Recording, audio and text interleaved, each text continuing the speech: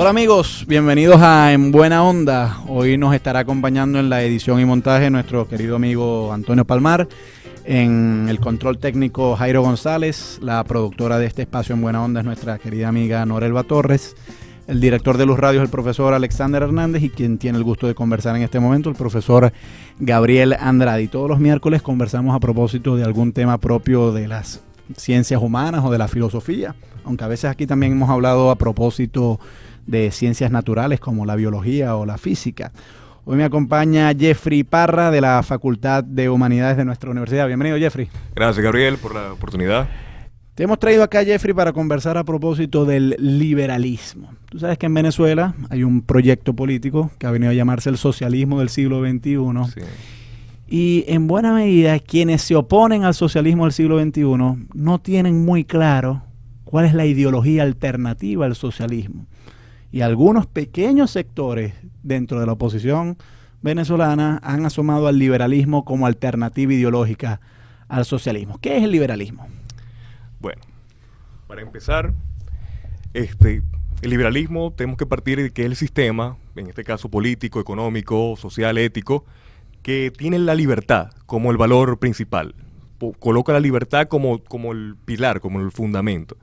Pero bien, esta libertad... ¿por qué si todos los sistemas liberales, los llamados liberales, arropan este valor?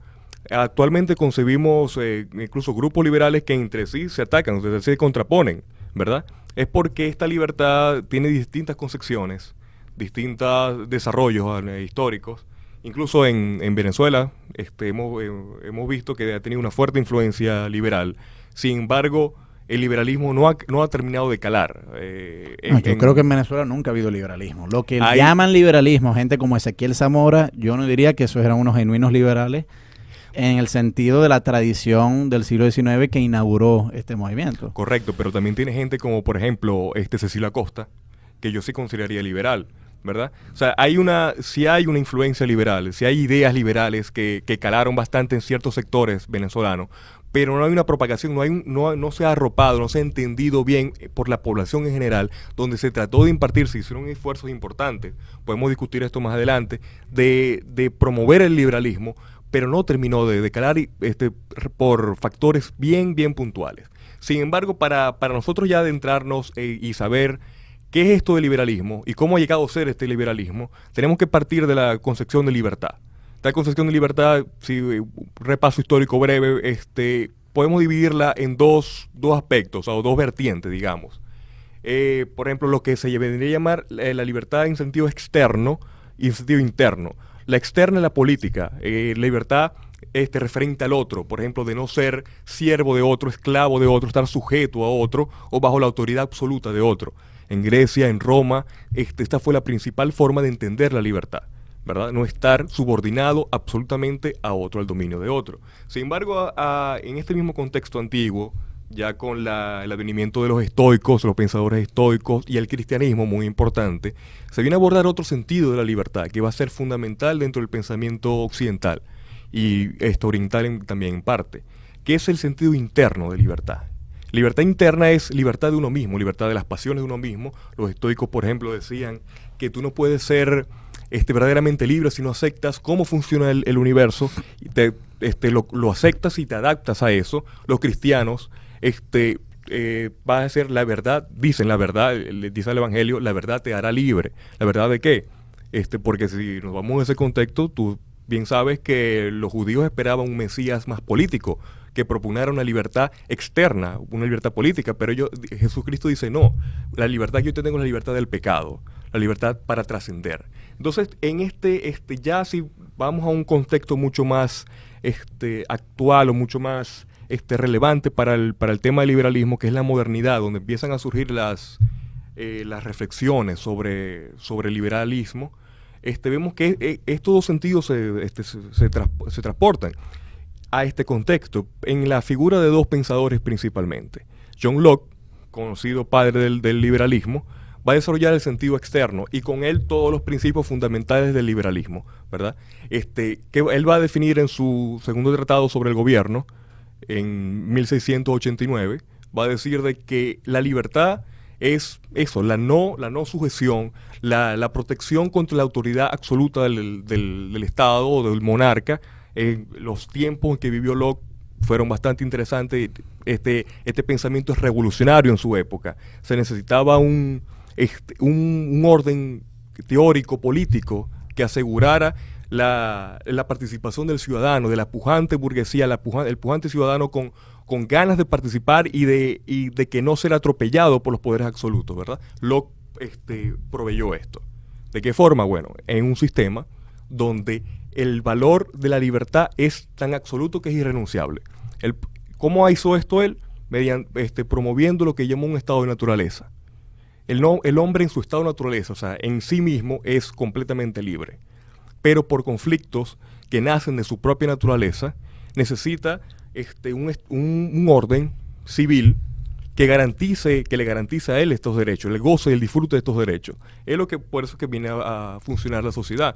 Pero esta sociedad no puede ser cualquier sociedad. Tiene que ser una que provea, o sea, que garantice que el ciudadano no va a ser atropellado y que pueda participar libremente en las funciones del gobierno y de su propiedad, que es un elemento clave para el liberalismo, ¿verdad? Y ahí ya tenemos, porque hasta ahora todo lo que has dicho, pues yo diría que un socialista lo suscribiría también. O sea, sí, la libertad, ¿quién se va a oponer a que seamos libres, no? Pero claro, aquí tú has mencionado un punto que ya aquí se empieza la fricción entre liberalismo y socialismo. Correcto. Que es lo concerniente a la propiedad. ¿Cómo la ve el liberalismo, la propiedad? Bueno, el liberalismo clásico, que es el que estamos hablando en este momento, es absolutamente inviolable. Es casi sagrada la libertad, ¿verdad? La propiedad. Perdón, la propiedad. Ajá. Bueno, la libertad también, pero sí, en este caso la propiedad es absolutamente inviolable. La propiedad privada, específicamente, es una condición sine qua non para que exista liberalismo. Pero la propiedad, y me voy a poner del lado de los socialistas, a pesar de que no suscribo sus ideas, pero voy a jugar un momentico a abogado del diablo. Algunos socialistas dirán que muchas de las propiedades no son lícitamente adquiridas. Si yo, por ejemplo, tengo una empresa, dirán muchos socialistas, yo tengo esa empresa porque he logrado apropiarme del trabajo de los demás, los he explotado, y entonces pues prácticamente les he robado a mis trabajadores una empresa que yo he puesto a mi nombre y la he declarado como mía, pero que en realidad la han construido son los trabajadores. ¿Cómo lo ve el liberalismo? Bueno, fíjate, esas condiciones de inequidad y de manifiesta explotación surgieron como consecuencia inesperada, ¿verdad?, del desarrollo de las ideas liberales clásicas. Luego, el propio liberalismo, al darse cuenta de esto, trató, o sea, de corregir, incluso hizo pasos muy importantes para avanzar en función de corregir esas inequidades. En Locke, en este caso, siguiendo con Locke, él dice que, mira, para garantizar la libertad debemos conceder que exista inequidad, porque la libertad va a ser en este caso la propiedad, perdón, va a ser en este caso no solamente una manera de ejercer mi libertad en la medida que yo puedo tener propiedades, que puedo tener comprar mi casa, puedo tener ahorros, puedo participar políticamente, puedo disfrutar en plenitud de mi libertad, sino que la propiedad también te va a garantizar una defensa contra los poderes del Estado. ¿De qué forma? Por ejemplo, hablando de la libertad de expresión. ¿Tú crees que puede haber verdadera libertad de expresión si el Estado es dueño de los medios, es dueño de la productora de papel donde se imprime el periódico, es dueño de todo el aparataje necesario para tú expresar una idea? No vas a poder porque te van a censurar. En el caso de los empresarios, ¿verdad?, se admitió desde el primer momento, y luego Adam Smith lo va a desarrollar, de que la mejor manera como se podría convivir en plenitud y libertad sería dando completamente el derecho de ejercer la actividad económica por quienes la quieran emprender. Y a esto responde el empresario. Como ya habíamos mencionado, ya en el siglo XIX, esto es por de desarrollos tecnológicos, pues, revolución industrial, en fin, varios elementos, esto sí trajo una serie de inequidades que con el concurso de elementos socialistas y el concurso de propios elementos liberales va a venir a repararse, a ir reparando un proceso histórico.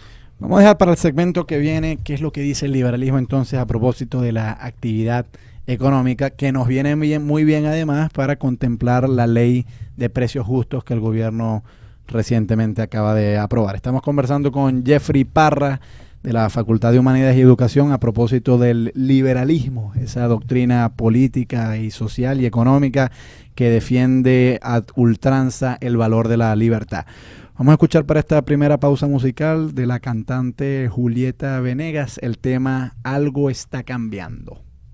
La ideología alternativa al socialismo y algunos pequeños sectores dentro de la oposición venezolana han asomado al liberalismo como alternativa ideológica al socialismo. ¿Qué es el liberalismo? Bueno, para empezar, el liberalismo tenemos que partir de que es el sistema, en este caso político, económico, social, ético, que tiene la libertad como el valor principal. Coloca la libertad como el pilar, como el fundamento. Pero bien, esta libertad, ¿por qué si todos los sistemas liberales, los llamados liberales, arropan este valor? Actualmente concebimos... de Humanidades de nuestra universidad. Bienvenido, Jeffrey. Gracias, Gabriel, por la oportunidad.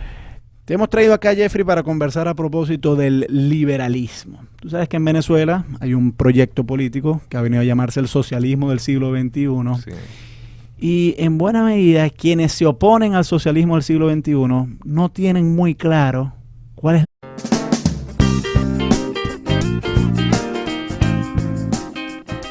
Hola amigos, bienvenidos a En Buena Onda. Hoy nos estará acompañando en la edición y montaje nuestro querido amigo Antonio Palmar.